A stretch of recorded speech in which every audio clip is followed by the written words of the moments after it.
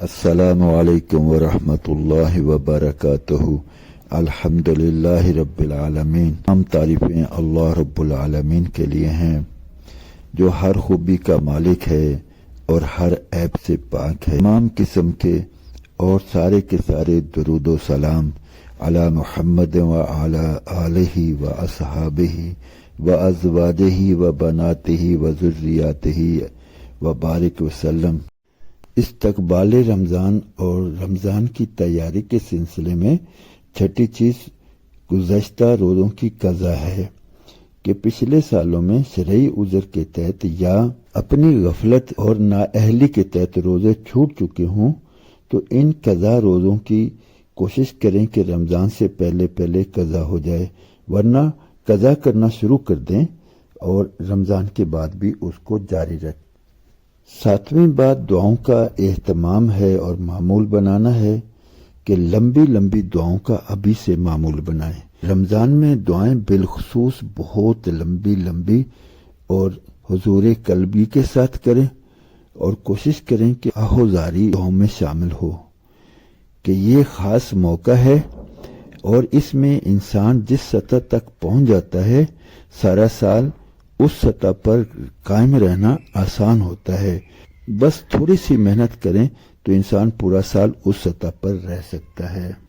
آٹھویں بات صدقہ کرنا ہے کہ شعبان کے مہینے میں ہی صدقہ کرنے کی عادت اپنائیں۔ کچھ نہ کچھ روزانہ صدقہ کرنے کی عادت ڈال لیں۔ بخاری شریف حدیث نمبر 1828 حضرت ابن عباس رضی اللہ عنہ کا فرمان ہے کہ نبی مکرم صلی اللہ علیہ وسلم سب لوگوں میں زیادہ سخی تھے اور رمضان المبارک میں تو آپ صلی اللہ علیہ وسلم کی جود و سخا تیز چلتی خوشگوار ہوا سے بھی زیادہ ہو جاتی تھی۔ نمبر 9 کثرت تلاوت کا معمول۔ رمضان چونکہ نزول قرآن کا مہینہ ہے اس لیے اس میں بہت کثرت سے تلاوت کلام پاک کی جاتی ہے، لیکن اگر ہم ابھی سے اس کا اہتمام کر لیں گے تو انشاءاللہ رمضان میں اسے برقرار رکھنا آسان ہوگا اور اس میں اضافہ بھی کیا جا سکے گا۔ نمبر 10 شب بیداری کی عادت ہے کہ رمضان کی راتیں چونکہ بہت خاص راتیں ہوتی ہیں اور اس میں اہتمام سے تہجد پڑھنا، سحری کرنا اور دوسرے اعمال کرنا اس کی توفیق مل جائے، اس کے لیے کوشش کریں کہ جتنے دن باقی ہیں ہم رمضان آنے سے پہلے ان اعمال کا اپنے آپ کو عادی بنائیں۔ یہاں پر ایک گزارش کروں گا کہ رمضان کی راتوں میں تراویح کے بعد اکثر لوگ بلا وجہ جاگ کر اپنا ٹائم ضائع کرتے ہیں اور صبح سحری کے وقت میں بڑی مشکل سے اٹھ کر صرف سحری کرتے ہیں۔ اگر ایسا ہو جائے کہ تراویح کے بعد جتنا جلدی ممکن ہو سکے سو جائیں تاکہ صبح سحری سے تھوڑا پہلے اٹھ کر نفل پڑھیں، لمبی دعائیں کریں اور اسی وقت جتنا ہو سکے کلام اللہ شریف کی تلاوت بھی کریں۔ نمبر 11 انٹرنیٹ اور سوشل میڈیا سے اعتراض کریں۔ آج کل کے بڑے فتنوں میں سے سوشل میڈیا کے استعمال کا فتنہ بھی ہے۔ کوشش کریں کہ اس رمضان کے مہینے میں اس کو بالکل چھوڑ دیں یا کم از کم اس کا استعمال بہت کم کر لیں۔ امام مالک رحمۃ اللہ علیہ اور کچھ دیگر اسلاف کا تو یہاں تک معمول تھا کہ وہ رمضان میں علمی مجالس کو بھی محدود کر لیتے تھے اور بعض تو بالکل ہی موقوف کر دیتے تھے اور صرف تلاوت قرآن پاک میں مشغول ہو جاتے تھے۔ نمبر 12 ٹی وی سے اعتراض، کیونکہ ٹی وی میں اکثر خرافات ہوتے ہیں اور رمضان ٹرانسمیشن کے نام پر بھی ایسے پروگرام دکھائے جاتے ہیں جس میں کم سے کم جو نہ ہے وہ عریاں لباس میں خواتین کا موجود ہونا ہوتا ہے اور ہم اس میں مشغول ہو کر کم از کم اتنا نقصان ضرور ہوتا ہے کہ نماز کے اندر کی لذت ختم ہو جاتی ہے، تلاوت کلام پاک کا وقت ضائع ہو جاتا ہے۔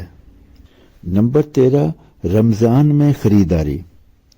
اس کا بہت زور ہوتا ہے کہ کپڑے خریدیں، چیزیں خریدیں، یہ کریں وہ کریں۔ رمضان میں خریداری تو بہت ٹائم ضائع کرتی ہے۔ اس لیے کوشش کریں کہ خریداری رمضان سے پہلے پہلے کر لیں، اور جتنا رمضان میں پیسہ ضائع کرنا ہے اس کو صدقہ کریں اور غریب رشتہ داروں اور عزیز و اقارب پر خرچ کریں۔ نمبر 14، رمضان المبارک میں کاموں کا بوجھ ہلکا رکھیں کہ لمبے لمبے اور پیچیدہ کام اور تعمیراتی کام اور دوسرے اس طرح کے تزئین و آرائش کے کام ان کو موقوف کر دیں یا کم از کم ان کو محدود کر لیں تاکہ اعمال کے لیے وافر وقت مل سکے۔ نمبر 15، ایک بہت اہم امر کی طرف توجہ دلانا ہے، وہ یہ ہے کہ نظام الاوقات ترتیب دیں کہ کون سے وقت میں تلاوت کرنی ہے، کس وقت میں ذکر اذکار کرنے ہیں اور کس وقت میں دعائیں مانگنی ہے اور کس وقت میں خیر خواہی اور فلاح کے کام کے لیے تھوڑا سا وقت نکالنا ہے، اور اپنے آپ کو پابند بنائیں اس کا۔ اگر رمضان میں نظام الاوقات پر عمل ہو گیا تو باقی 11 مہینے بھی انشاءاللہ اس کا معمول جاری رہ سکے گا۔ گزارش ہے کہ ان باتوں کو اپنے دوست احباب عزیز و اقارب تک پہنچائیں، ان کو بھی عمل کرنے والا اور ان کی دعوت دینے والا بنائیں۔ اللہ رب العزت مجھے آپ کو عمل کی توفیق عطا فرمائے۔ انشاءاللہ اسی موضوع پر اگلی ویڈیو میں بھی بات ہوگی۔ اللہ رب العزت ہمارے لیے آسانیاں فرمائے۔ جزاکم اللہ خیر و احسن الجزا۔ السلام علیکم ورحمۃ اللہ وبرکاتہ۔